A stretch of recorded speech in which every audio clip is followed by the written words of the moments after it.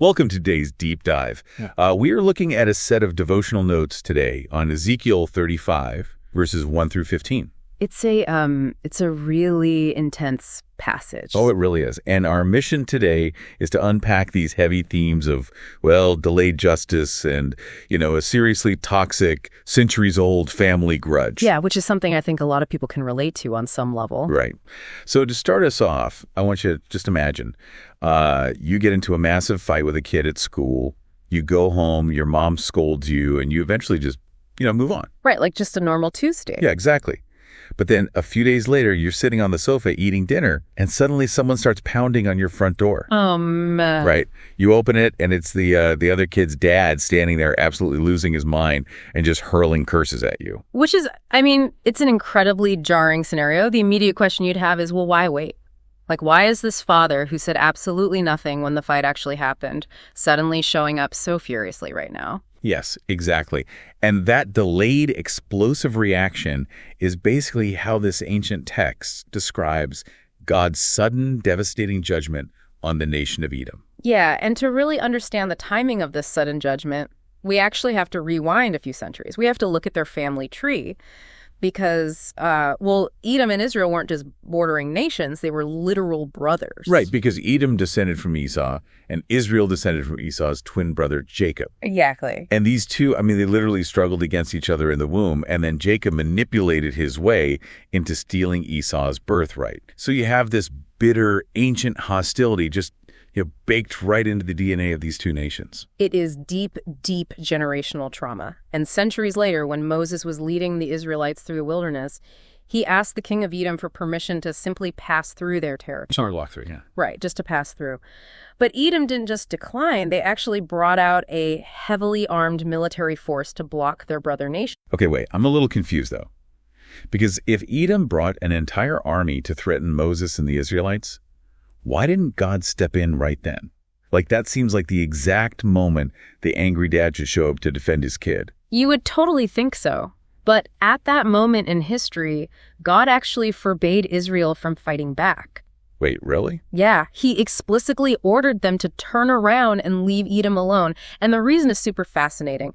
God had given that specific land, Mount Seir, to Esau as his inheritance. Oh, wow. So paradoxically, God was actively protecting Edom's borders from Israel. Okay, so that makes the pivot in Ezekiel 35 even more shocking. God goes from fiercely protecting Edom's inheritance to suddenly declaring, I will lay your cities waste. Like, what exactly changed to trigger that massive 180-degree turn? Well, this is where we hit the absolute breaking point. So fast forward to the Babylonian conquest. Israel is facing extreme calamity, right? They're being conquered and led into exile. Right, a total disaster. Exactly.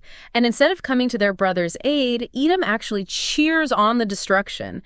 They exploited Israel's vulnerability and swooped in to steal their land while they were down. Wow. It's like the ultimate schadenfreude, just, rejoicing in someone else's ruin. Yeah. And, betrayal by a brother cuts infinitely deeper than an attack by a stranger. Like, we expect strangers to be hostile, but when your own family exploits your lowest moment, it's just a totally different level of betrayal. It really is. And Ezekiel points out this very specific, chilling detail. Edom arrogantly claims these two fallen nations for themselves, and the text adds this tiny clause. It says, although the Lord was there. Oh, man, that is the part that really stuck with me. Like, this wasn't just a geopolitical land grab. It was this profound, blinding pride. They were acting as if God had just completely abandoned the room, ignoring his literal presence. Which is exactly why the judgment finally falls. God's delayed response wasn't absence, it was patience. But Edom's supreme arrogance and cruelty toward their own family, well, it demanded a righteous reckoning. Yeah, it really does make you wonder about how we handle our own grudges today. Oh, absolutely. For you listening, if there is a conflict consuming your thoughts, it's so easy to sit back and feel secretly validated when someone who hurt you experiences a massive failure. It really is. It's just human nature to sit around waiting for karma to hit our enemies. Right, but the challenge here is to surrender that desire for revenge. We really have to turn away from that toxic joy of watching others fail and trust that justice operates on a timeline and a scale that we don't always fully see. That is such a good point. Which leaves you with this to mull over as we wrap up today's deep dive. The text repeatedly emphasizes that Edom and Israel were brother nations. Yeah, family. Right. If the harshest judgments fall on those who exploit their own family's downfall, what does our private reaction to the failures of those closest to us reveal about our own hidden resentments? I mean, if we find ourselves secretly cheering when a brother stumbles, we might want to check our own hearts before a furious father comes pounding on our door.